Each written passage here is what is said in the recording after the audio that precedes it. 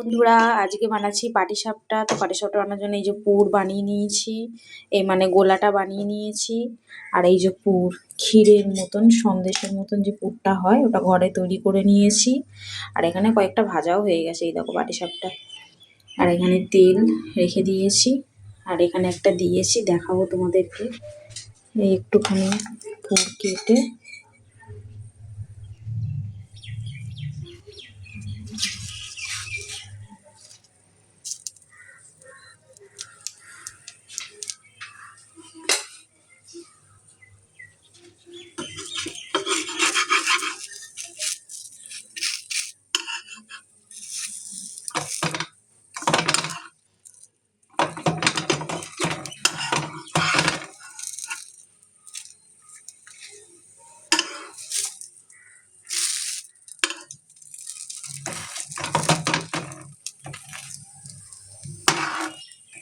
কত সুন্দর একটা তৈরি হয়ে গেল।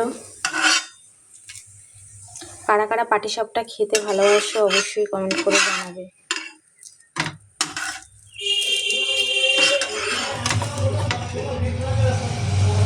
রেডি হয়ে গেল পাটিসাপটা।